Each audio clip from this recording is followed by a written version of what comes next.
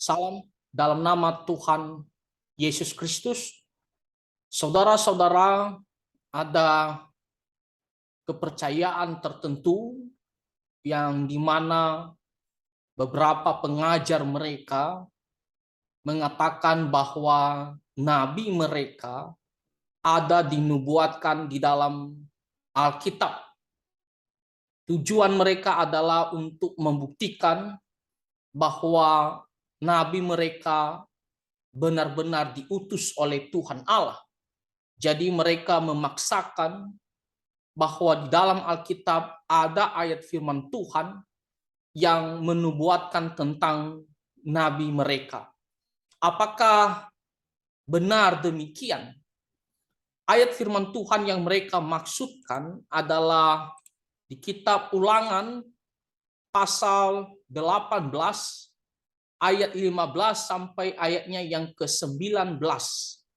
Ulangan pasal 18 ayat 15 sampai ayatnya yang ke-19. Dan kita akan melihat apa kata firman Tuhan ini.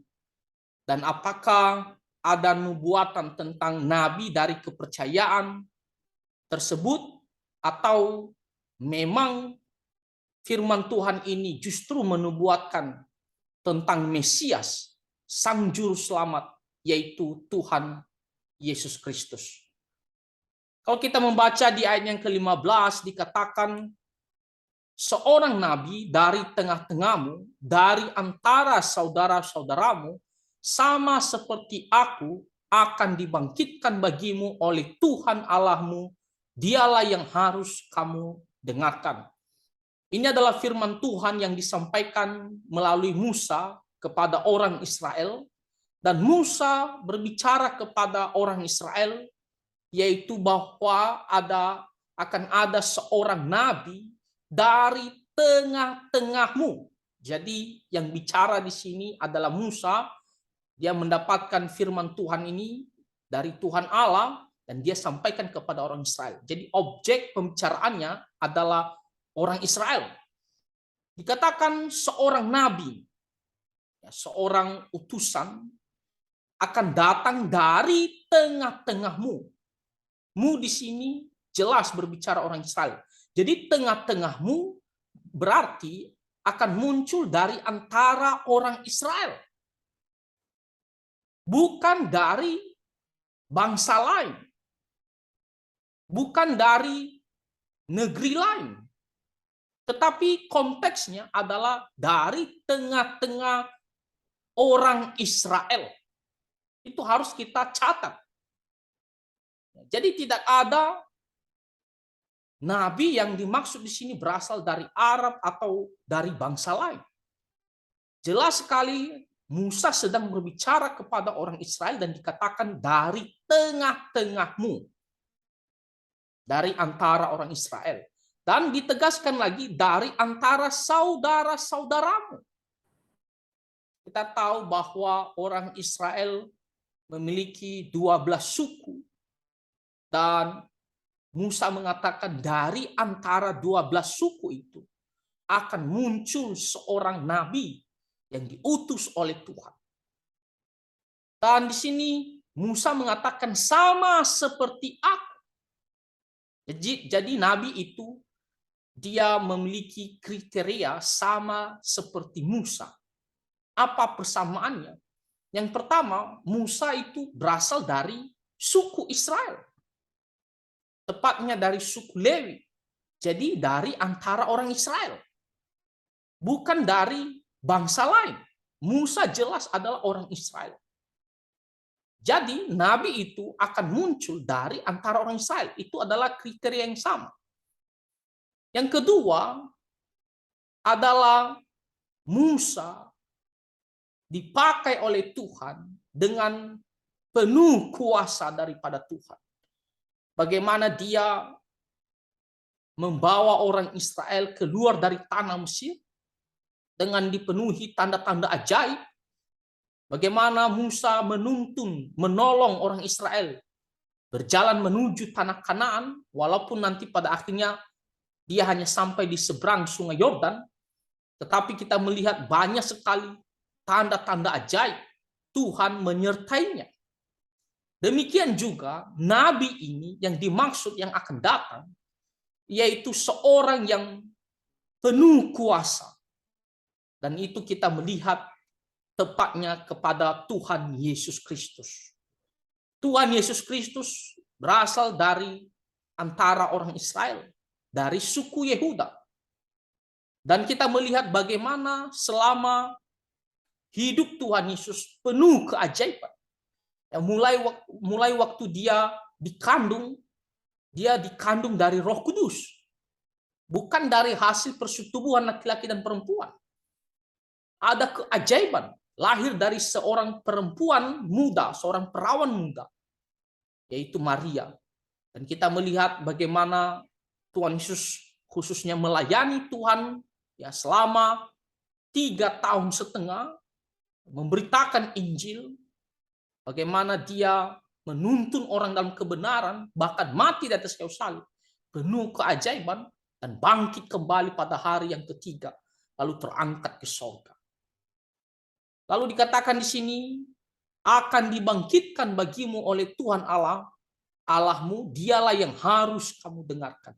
Jadi nabi ini yang dimaksud, di mana seluruh firman Tuhan, kehendak Tuhan ada pada diri nabi ini, dan dia harus didengarkan. Dialah kuncinya. Makanya di sini dikatakan, dialah yang harus kamu dengarkan. Kalau kita melihat ayat selanjutnya, kenapa Tuhan harus mengutus nabi ini? Dikatakan, tepat seperti yang kamu minta dahulu kepada Tuhan Allahmu di Gunung Horeb pada hari perkumpulan dengan berkata, tidak mau aku mendengar lagi suara Tuhan Allahku, dan api yang besar ini tidak mau aku melihatnya lagi supaya jangan aku mati. Nah, kalau kita melihat ada cerita bagaimana Tuhan dia datang kepada orang Israel dengan penuh kuasa di Gunung Horeb, dan begitu gemetarnya orang Israel, begitu dahsyatnya ya kedatangan Tuhan itu, sehingga orang Israel takut sekali dan mereka mengatakan kami bisa mati karena Tuhan itu maha kuasa, ya dia begitu dahsyat, dan kita manusia berdosa tidak akan bisa menghadap Tuhan, ya kita pasti mati. Jadi orang Israel di sini takut, ya takut dalam arti karena begitu dahsyatnya Tuhan, ya tidak layak di hadapan Tuhan, mereka bisa mati. Oleh karena itu mereka meminta, tidak mau lagi ya Tuhan langsung datang kepada mereka. Nah, Tuhan mendengarkan permintaan atau permohonan mereka. Lalu dikatakan ayat 17, lalu berkatalah Tuhan kepadaku, kepada Musa, apa yang dikatakan mereka. Mereka itu Israel ya, itu baik. Oleh karena itu, seorang nabi akan kubangkitkan bagi mereka dari antara saudara mereka. Lihat, akan dibangkitkan bagi mereka. Untuk siapa? Untuk orang Israel. Jadi bukan untuk bangsa Arab, bangsa lain. Bukan. Jelas di sini, nabi ini akan datang dari antara orang Israel, dari suku Israel, ya, dan dia datang untuk orang Israel. Dikatakan kubangkitkan bagi mereka dari antara saudara mereka, seperti engkau ini, ya, seperti Musa yang berasal dari suku Israel dan juga penuh kuasa, seperti demikian juga nabi yang akan datang itu, yaitu Mesias, bahkan jauh melebihi daripada Musa, ya tidak ada bandingannya. Aku akan menaruh firmanku dalam mulutnya, dan ia akan mengatakan kepada mereka segala yang kuperintahkan kepadanya. Jadi segala firman Tuhan, segala kehendak Tuhan ada pada diri nabi tersebut. Jadi orang Israel, semua umat manusia harus mendengarkan ya nabi tersebut. Nabi yang dimaksud di situ adalah utusan, dan kita melihat bagaimana Tuhan Yesus ya dia memiliki gelar Mesias, Kristus, yang artinya yang diurapi, yang dikhususkan.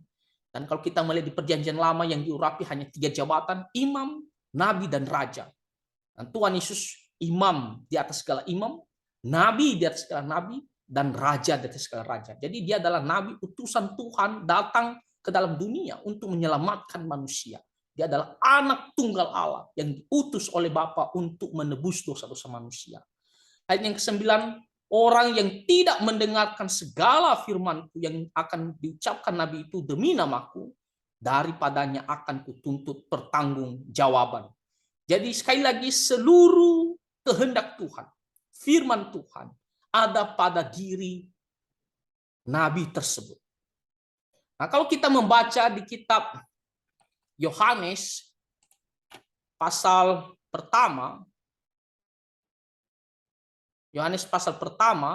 nah di sini dikatakan pada mulanya adalah firman. Firman itu bersama-sama dengan Allah dan firman itu adalah Allah. Pada mulanya adalah firman. Nah, Tuhan Yesus dikatakan pada mulanya adalah firman. Artinya segala perkataan Tuhan Allah Bapa, segala kehendak Allah Bapa ada pada diri Tuhan Yesus ini. Jadi seperti yang dikatakan tadi di kitab Ulangan pasal 18, bahwa kita harus mendengarkan Mesias ini, Tuhan Yesus Kristus. Segala kehendak Tuhan ada pada diri Tuhan Yesus Kristus. Ya.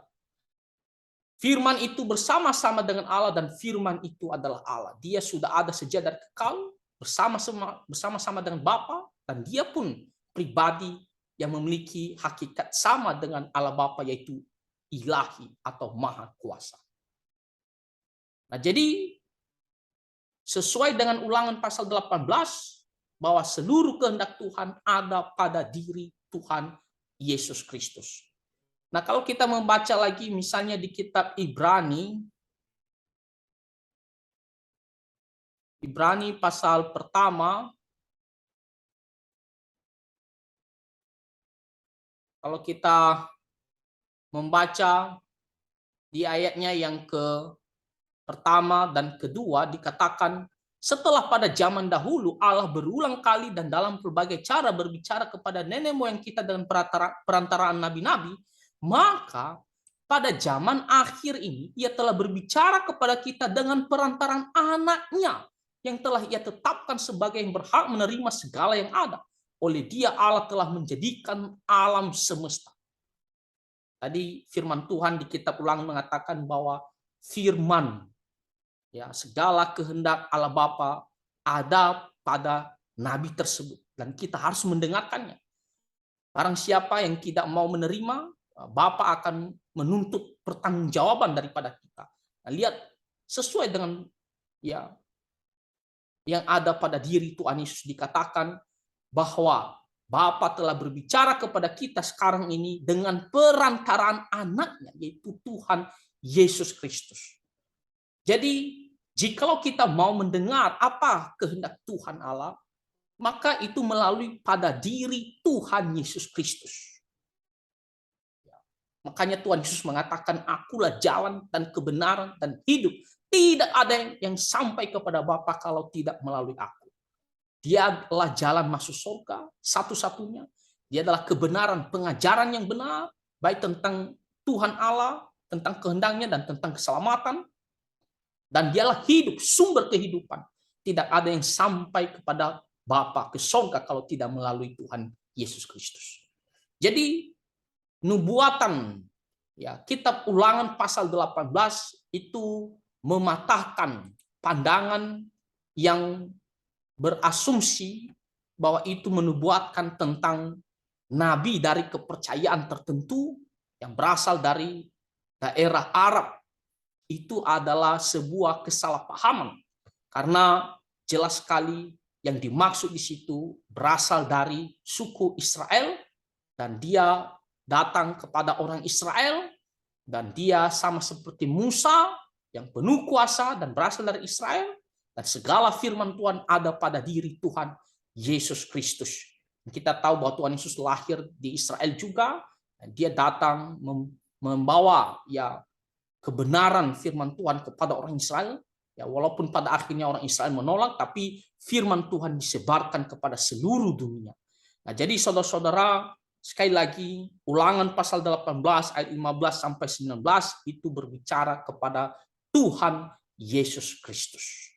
Ya, jadi jangan kita sampai disesatkan, jangan sampai kita diombang-ambingkan atau kita menerima ya suatu pendapat yang memaksakan ya tentang nabi ya tertentu dari kepercayaan tertentu untuk ya mendukung kenabiannya dengan mengambil ayat firman Tuhan dari Alkitab yang adalah satu-satunya firman Tuhan.